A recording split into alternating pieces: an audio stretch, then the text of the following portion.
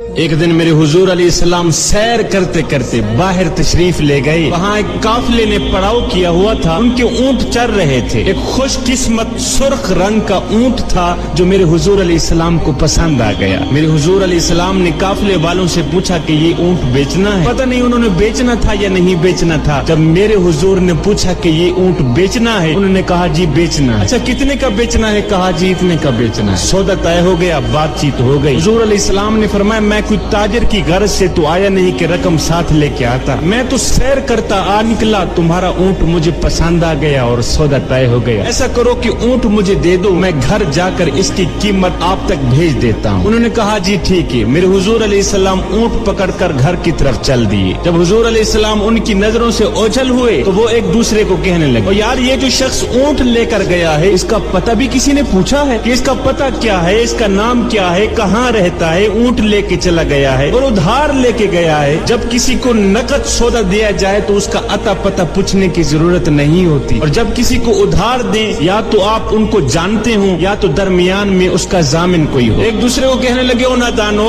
ایک شخص آیا ہے اور تم نے اس کا اتا پتہ نام تک نہیں پوچھا, قیمتی اونٹ پکڑ کے دے دیا, اور کیا تم سب کی عقل پر پردہ آ گیا تھا؟ کم از کم اس کا نام تو پوچھ لیتے. ایک بولا, یار میں کیا کرتا, جب وہ باتیں کرتے تھے منہ سے پھول جھڑتے تھے. دوسرا بولا, یار میں تو اس کی آنکھیں ہی دیکھتا رہا. جب انہوں نے یہ گمان کیا کہ ہم نے قیمتی اونٹ ضائع کر دیا ہے تو اب تک خاموش بیٹھی سردار کی بیوی نے خیمے سے پردہ اٹھایا, کہا خبردار کسی نے بھی اس کے خلاف اگر بات کی تو اگر وہ شخص تمہارے اونٹ کی رقم دینے نہ آئے تو مجھ سے لے لے, مجھ سے لے لینا, میں اس شخص کی ضامنہ ہوں. انہوں نے کہا اچھا تو اسے جانتی ہے؟ کہا نہیں میں بھی نہیں جانتی. کہا جب جانتی ہی نہیں پھر ضمانت کیسے دے دی؟ کہا جب تم سودا کر رہے تھے تو میں خیمے کے اندر سے دیکھ رہی تھی کہ جس کا چہرہ اتنا خوبصورت ہو وہ جھوٹ بولتا ہی نہیں, وہ دھوکہ دے ہی نہیں سکتا. ابھی تمہارے پیسے آنے والے ہیں. تھوڑی دیر گزری ہی تھی کہ میرے حضور علیہ السلام کے غلام آ گئے پیسے لے کے. کہنے لگے, کون ہیں وہ لوگ جس سے ہمارے آقا نے اونٹ خریدا ہے؟ کہا جی ہم لوگ ہیں. صحابہ نے کہا یہ لو تمہاری اونٹ کی رقم, یہ لو تمہارے اونٹ کی قیمت. انہوں نے کہا بھائی قیمت بعد میں دینا,